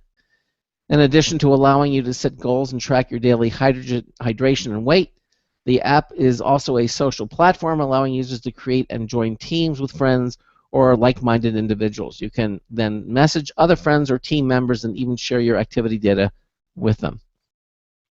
There you go. But what happens after the first year with the Life Tracker 1? What if you don't like the tracker? Then what? Do you have to give it back? The answer is no. You can throw it in your desk and continue wearing it without paying the subscription. Happy customers can put down another $12 after 12 months to continue using the mobile app. So that's it. I mean, it's available now for pre-order from Pivotal Living's website. I think it's kind of cool. I mean, it doesn't cost that much money, and it's free. You know? What? You're suspicious? Maybe they're selling the data. Maybe that's how they make their money. How do they make? Maybe we should get them on the show and ask them how they make their money. Huh. Hey, I mean, if it's a free Fitband, that's and they're going to make their money off of a $12 month or a $12 yearly subscription model. Yeah. There's only so many ways a company can make money, and it's either in-app purchases or a second company, on the end, where just like Facebook, they'll sell your data to advertisers. So, it's either someone buying your data, or there are in-app purchases to unlock features. Well, maybe we'll order one and see, because it's free. I mean, even here at Computer America, we haven't done much on wearables. Not really. We've had a few on, but I think we could go over it again. So, I mean, yeah, they wouldn't be a bad guest. I got a question for you. Go for it. What does a baby computer call its father? Data. Data. Heard it. This is the Computer America Show on the Blog Talk Radio Network, the Boost Radio Network, and the IRN Radio Network. Another new News Tips Bulletin Review coming up. Stay with us. Looking for a best friend? Brother Wolf Animal Rescue has your best friend waiting just for you. The mission is to protect and enhance the lives of companion animals and the people who love them. Their no-kill rescue shelter is open year-round, making it easy for people to adopt their best new friend. This year, Brother Wolf will find homes for over 2,400 orphan dogs, puppies, cats, and kittens. All have ended up as an orphan through no fault of their own. Brother Wolf has created a safe, nurturing environment where these special animals can heal emotionally and physically until they find a lifelong home. Their life-saving transport program brings dogs and puppies from overcrowded shelters in the south to rescues in the north where homes are easier to find. Brother Wolf Animal Rescue is a 501c3 organization. To learn more about their life-saving work and to make a donation, visit their website at www.bwar.org. That's www.bwar.org. Help to realize Brother Wolf's vision when no animal is euthanized for lack of a home. Who's a good boy? Don't complain about your cable bill going up and up and up. Do something about it. Grab a pencil and jot down this special number, 1-866-663-MY-TV. The more cable TV rates go up, the better digital satellite TV looks. So, disable the cable and get more of your favorite channels in 100% digital quality for less money. Call 1-866-663-MY-TV right now to sign up for packages starting as low as $19.99 and up to 4 rooms. And there's no equipment to buy. That includes your free HD TV upgrade, your free DVR upgrade, and your free professional installation. And the best part, the pristine digital picture and sound. Call 1-866-663-MY-TV. So, what are you waiting for? Pull out your major credit or debit card. Call 1-866-663-MY-TV. 1-866-663-MY-TV. Disable the cable, cut costs, and get more. Call 1-866-663-MY-TV. 1-866-663-MY-TV. You were expecting me, of course. It's Marty Winston with a News Tips Bulletin Review for Computer America. This time, the V-Alert, that's V.ALRT, the V-Alert VSN 400A Emergency Alert. The black disc is about the size of a small York peppermint patty and seems passive. One of the faces is a push button, and inside, Bluetooth is powered by a 2032 coin cell. Unscrew the case, halves to replace it. It comes with a wristband and a small rubber belt band with a loop, so there are many options for carrying or wearing it. The V-Alert Personal Emergency Alert Device, VSN 400A, gets paired with your Android or iOS smartphone, and you tailor its functions. Text and phone alerts can go to up to 3 contacts, sending the message you create, and linked to a map of your location. You can let it detect a fall, then automatically send an alert 60 seconds later, giving you time to cancel it if it was an oops and not an ouch. A long squeeze manually triggers an alert. You get notified if you're out of range, and when you're in range, there's a mode that makes the disc beep and flash to help you find it. The application and disc can be separately silenced with separate control over sounds and lights. Bottom line, if there is any danger of getting into trouble where the right people knowing it can get you out, a V-Alert VSN 400A personal emergency alert device can be an effective and nimble ally. This is Marty Winston with the News Tips Bulletin Review for Computer America. Welcome back to the Computer America Show. It is 33 minutes past the hour, and yeah, we're doing computer technology news. And Craig just, kind of ended with a joke there, and I have one as well. Okay. Well, you heard that one. You said you heard it. I have heard that one. That one is pretty popular. Because there are only so many technology jokes that you can make. Well, where I heard that one from? I heard that from the movie I saw. Her, they actually said it on the movie. Yeah, that movie seemed like it was trying to edge on the corny side of everything. Yeah, so there's an elderly couple, and the woman is home making dinner for her husband, who she's waiting for to get back from work. Mm-hmm. And she turns on the news after she's done making dinner, and she sees that the news is reporting that there is a car driving the wrong way on the interstate. Mm-hmm. So she calls up her husband and says, "Careful! There's a car heading the wrong way on the interstate." And he says, "Just one? What are you talking about? There's tons of them."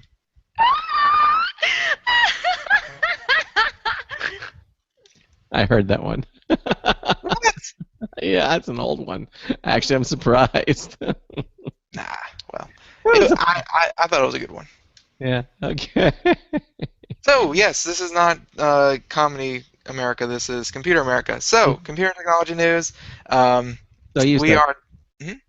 you say. It could be Comedy America. I mean, if we could work more comedy into the whole thing, that'd be great. Yeah, we're doing technology news, and this one's from Time in their technology section. Nolan Feeney and Amazon and Simon & Schuster reach deal over ebook prices. Finally. So the deal follows an impasse between Amazon and Hachette. Amazon and Simon & Schuster have reached a multi-year agreement over the sale and pricing of print and digital books following the online retail giants falling out with the Hachette Book Group. The publisher will set its own prices for ebooks, while Amazon will promote Simon & Schuster titles on the site and be able to set discounts in certain situations as well. Mm-hmm. The agreement specifically creates a financial incentive for Simon & Schuster to deliver lower prices for readers. And Amazon said that. And the head of Simon & Schuster wrote in a letter to the authors' agents that the deal was economically advantageous for both end publishers and retailer, and that it maintains the author's share of income generated from ebook sales. Earlier this year, Amazon and Hachette had a much publicized dispute over the price of ebooks. Customers, as a result, can no longer pre-order Hachette titles on Amazon. Amazon will at some point renegotiate contracts with the publishers Macmillan, Penguin, Random House, and HarperCollins. So this is one of the publishers coming back to the table with Amazon, which really wasn't happening before. And there was another article, don't remember where I was reading it, but even though ebook prices were lower on sites like Amazon and things like that, they were selling more of them, and they were actually generating more revenue than the higher priced physical copies of books. So the fact that these companies, between retailer and publisher, can reach an agreement where they both make their money and the author of the title makes their money, and the fact that the consumer gets a lower price for books, especially ebooks, since you got to consider that distribution and actual printing and creation of these physical books really is taken out of the equation. The fact that everyone can make their money, and the consumer gets a cheaper product, then that's amazing. That's books are not dead; they just moved to digital. Do you think all these other publishing companies are looking at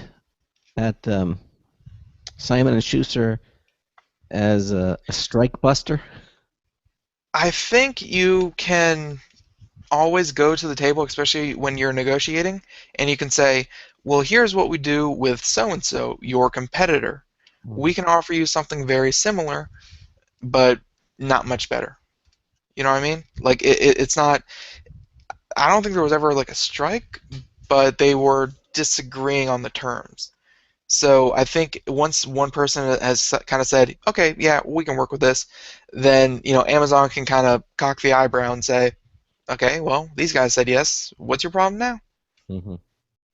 Well, So, hopefully Amazon gets these other guys back to the table, because honestly, Amazon has some of the best e-readers out there, and the more titles that they get on those, and the more books that they get in their inventory, the better off pretty much everyone's going to be. Books are great. I mean, look, you took Macmillan, Penguin, Random House, and HarperCollins. They're huge publishing companies. Not of course, Simon and Schuster's also. So, but and they can say, well, we have if we stick together, we can have Amazon over the barrel, and and they're going to have to meet our demands. But that evidently isn't happening, because Simon and Schuster said, okay, we're going to do it. 2 months before its contact, they renegotiated. So where does that leave Macmillan, Penguin, Random House, and HarperCollins? That leaves them having to negotiate their own deals. Yeah. Rather than having a united front. Yeah, no, I mean, you got to figure they're all, not enemies, but they're all competitors. So they're all going to have to hammer out their own deals. They don't all have the same, content as the other ones.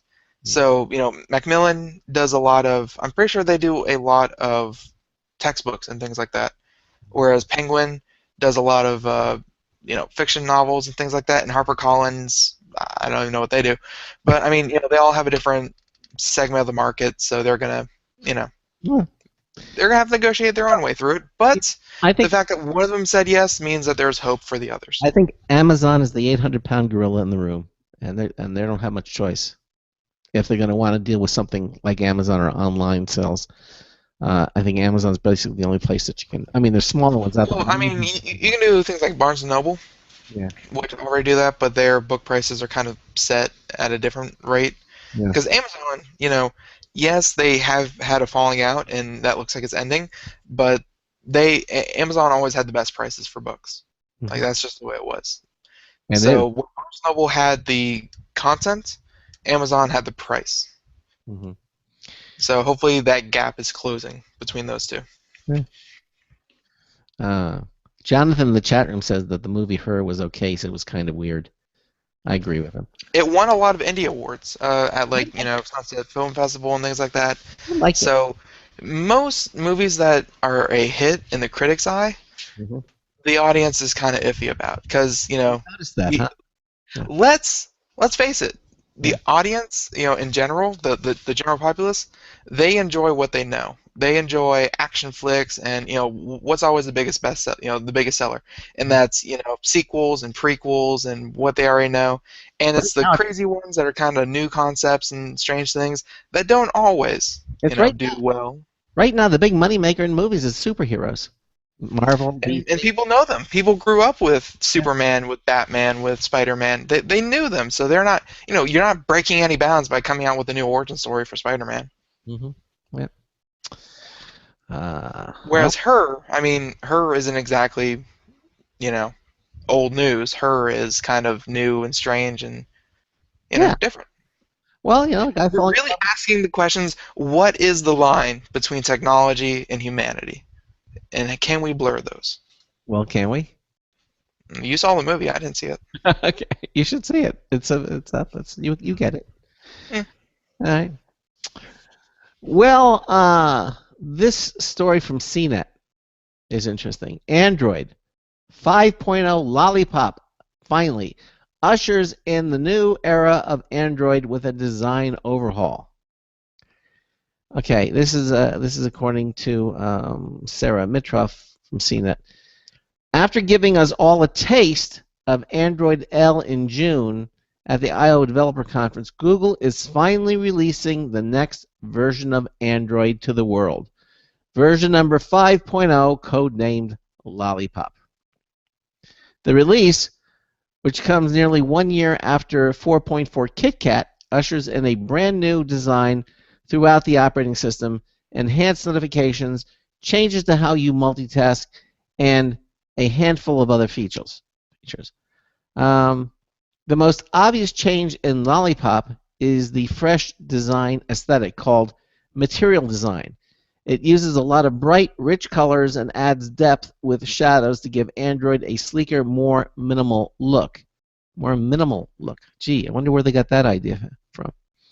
Apple does not patent minimal. Don't go there. But the anti-skeuomorphism that Apple brought in, so now they're copying Apple.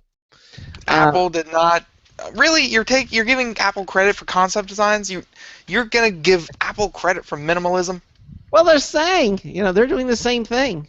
All right, there's more white space, especially around the text, and more transparent touches. There's also an animated effects where when you interact with the screen, such as ripples of color. It's the first real makeover Android has seen in several years, not counting the design changes from the KitKat Google Now launcher. Lollipop also introduces a new notification setup. Wow. With notification cards in the middle of the lock screen, similar to iOS. I said, where are they getting this from? Okay. That's not me, Ben. You can respond to notifications from the lock screen and control what kind of information appears there to protect your privacy. Google promises that your phone will prioritize notifications that it thinks are important to you while keeping less important updates hidden away. There's also the new heads-up notifications that pop up at the top of the screen, showing you a glimpse of an email, text, or incoming call when you're watching a video or playing a game. Gee, where did they get that idea from? You can respond to you can respond, but they're already doing that in iOS. You can respond to the notification and then move on without even needing to open the notification drop-down menu. Or, if you'd rather not deal with it right now, just swipe it up to store it in your notifications menu for later. The new priority mode, which we can turn on with your device's volume rocker, only shows the most important notifications, like a do not disturb mode, where only calls and texts from select contacts show up. Then there's multitasking. That gets a makeover in Lollipop. A new menu called Recents shows apps that are running in the background as a stack of cards instead of the previous list view. The design is similar to browsing open tabs in Chrome's Android app, and you can scroll through the stack to switch between apps quickly. Device sharing. Android Jelly Bean introduces multiple user profiles for tablets, and now phones can use them too. You can create multiple accounts for you, your family, and your kids, and control which profile has access to which apps and settings. What's more, if you don't have your phone, you can now log into another Lollipop device to access your contacts, messages, and photos.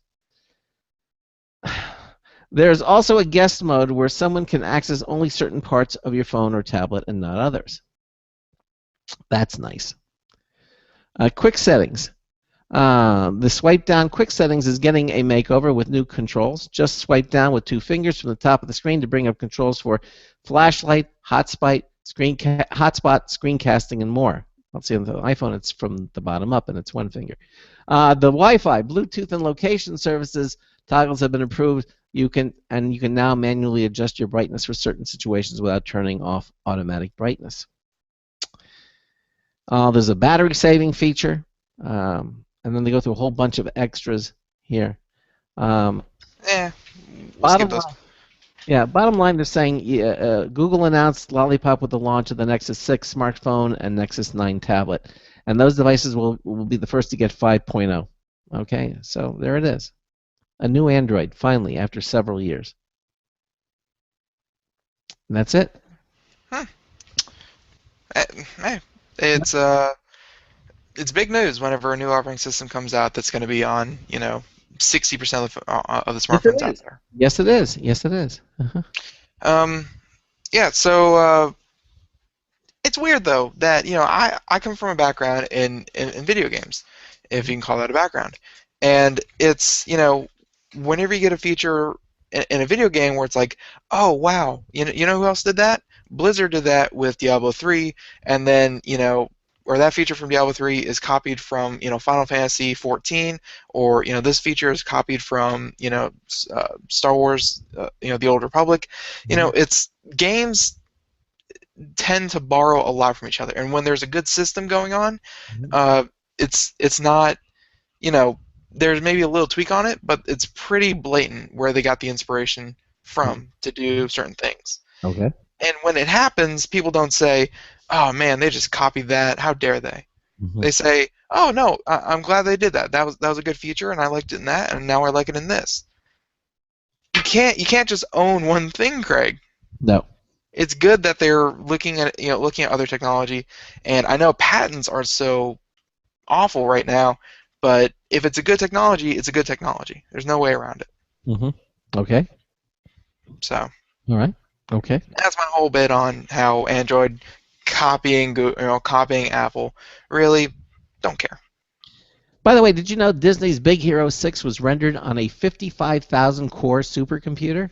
No. That's not the next story I want to do. I know, but did you know that? Yeah. Okay, go ahead.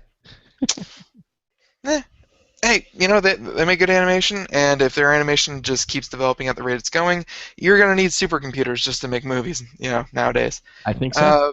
Craig, I sent you an image a little bit ago, and it had 4 pictures. I just posted it in the chat room, and it has season 1, season 2, season 3, and season 4. Yes, from Netflix. Yes, I saw that. No, that's not Netflix. It's not Netflix. It looks like a gaming exposition of some sort. It's for League of Legends. Oh my gosh! Yeah, that's impressive. It started with so for everyone who can't see it, season 1, it's generally 2 teams, 10 people playing on computers, and people are just like sitting right behind them. They're in some kind of small studio. They have maybe 50 people in a room. Right. Season 2, they sell out what looks to be a venue for a singer. Think 10,000 people or so. Give or take, with the big sections. And season 2, it's getting bigger, and they have the casters with the big screen. Season 3, they sell out a stadium. Okay, there were, I think around that one, there were about 50,000 people at season 3. Wow. Season 4, that just happened last weekend, last Saturday night, I believe. They held it in China, and they held it in the same place where they held the 2002 World Cup for soccer. Wow. And they sold out, I think, 95,000 people. Yeah, it's huge. And this is all esports. So this is, computer games, watching 10 nerds play against each other, for cash money prize. And they filled out a stadium. The last person to sell out that stadium was actually the guy who Psy from Gangnam Style. That. Oh yeah, right. Yeah, exactly. Everything. So yeah, I mean they sold out a huge venue, and they had opening ceremonies that were they had traditional dance, and they had a band play, and they had they had the whole thing televised, and they had they played 4 games up there, and it was, I mean, just to see that many people come to one place for a video game was seriously impressive. And I remember watching the Twitch stream. Because you could, YouTube actually put a little banner up when it was happening at like 3 o'clock in the morning, because it was held in China, saying, here, watch a live stream of the 2014 League of Legends World Championship. They do the same thing for the Super Bowl and whatnot, so they did it for League of Legends. I think at one point, like just for one streaming source, they had 600,000 people from one streaming source. And there are multiple people. So I haven't checked out the numbers who actually saw it, but it's going to be, probably bigger than the Super Bowl. Wow. In terms of viewership. That's amazing. From video games. Yep. And of course, it was held over in China, where it was, in the finals, it was a Korean team and a Chinese team playing against each other. So over there in Southern Asia and Asia, esports really doesn't have the stigma it does here, because people could think, oh yeah, if you want to be an athlete, and if your kid came up to you and said, I want to be an athlete, I'm going to, be a professional League of Legends player. I'm going to be a professional Dota player. I'm going to be a professional Call of Duty player. They tell him to go to his room. They're going to tell him, shut up and go do your homework. Right. Over there, it's not uncommon for companies to hire 16 to 17-year-olds, put them in a house together, and make them train for 18 hours a day, for 7 days a week, all year long, and then pay them, upwards of $200,000-$300,000 on top of prize money. Like, they're actual athletes over there. Yeah. So, their viewership numbers are probably much higher, but I mean that kind of culture is coming to America rapidly. You think football or baseball will fall by the wayside? Wait, you think what? You think baseball and football will fall by the wayside to video games? Only if you think the new generation is what drives sports. Well, because if you don't have a because if your up and coming generation is more into video games than it is into baseball, football. I mean, like right now, football it seems like it's doing fine. The NFL is the biggest league out there in the world. The NFL is doing fine. Basketball? They're still doing fine. Baseball, personally, I don't have high hopes for baseball. Really? You think it's going to fall? But no. It's boring to watch. Please, someone call in, tell me I'm wrong, but baseball is boring. It's 9 innings. It doesn't have to be. But yeah, no, but League of Legends is rapidly getting, League of Legends is just one of esports because this all started back in the 90s with StarCraft, and there are many games that lend themselves to esports. It's kind of like saying, professional sports and professional esports. So it's wrapping up baseball, basketball, football, golf, all of those into one big thing of sports. So it's something that is people are going to have to start paying attention to in the coming years because I mean, Craig, you see the pictures. In just 4 years, it went from a 50-person room to 100,000 people in a stadium. That was impressive. Do you? I mean, I don't know. Do you? You said football doesn't seem to be hurting. I don't know. I mean, there's still big money. There's huge money in golf, but I mean, these things aren't going to die overnight. But if they don't attract a new audience, your audience is eventually going to die off. Well, one thing that the video games have going for it, with the exception of the stadiums, but most things about video games is that you can play it and enjoy it from the comfort of your own home. You don't have to go anywhere. If you go to a baseball game, you have to get in the car, and you go out to the baseball, field or the football field. Although you can watch baseball and football on TV now and still have a fair amount of interaction, especially with today's large video screens, TV screens. Yeah. So, I don't know.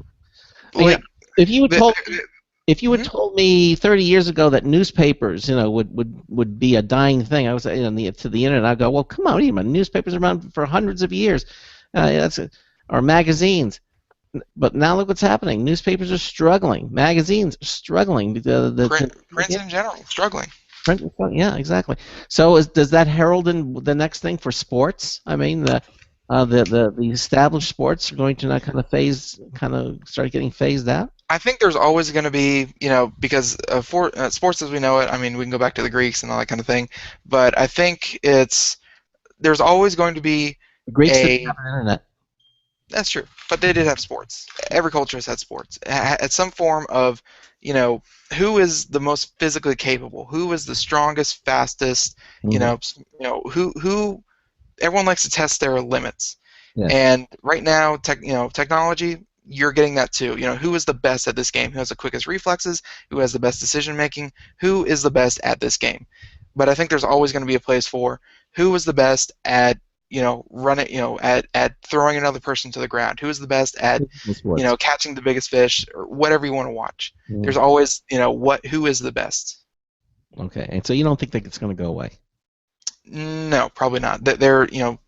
There's always going to be a contest. So as long as the contest is there, I think sports are safe. As long as people are given the choice, and as long as it's the dollar, I mean, they can still, sponsors can, get people, watch, millions of people watching a game, and they know they can put an ad on millions of people going to see it, I think it's going to be fine. Yep. I don't think it's going to go anywhere. Okay. Hey, wow, where did time go? We're out of time. Look at that. Gee. Crazy. Yeah. Wow.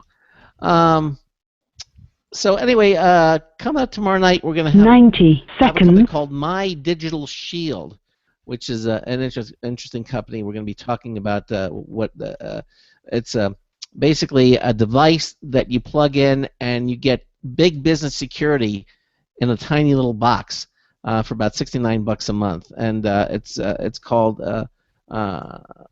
Fortinet, and we're going to be talking about them in the first hour.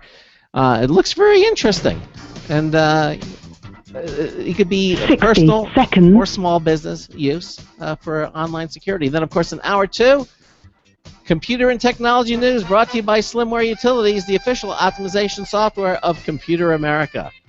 That about wraps it up. Again, thank you so much to Epson for being here on the show. It was a lot of fun talking about the XP820. If you're looking for a good multifunction printer, that's the one to check out.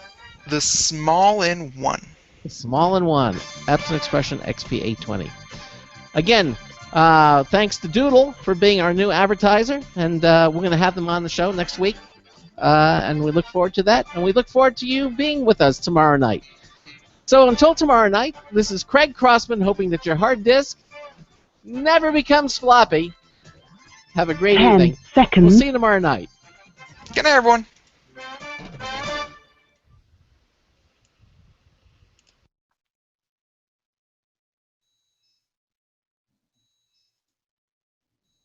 Thank you for using Blog Talk Radio. Goodbye. Okay, everybody, thanks for watching us.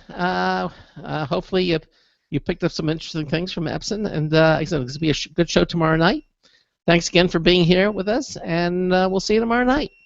Good night, everyone. Good night.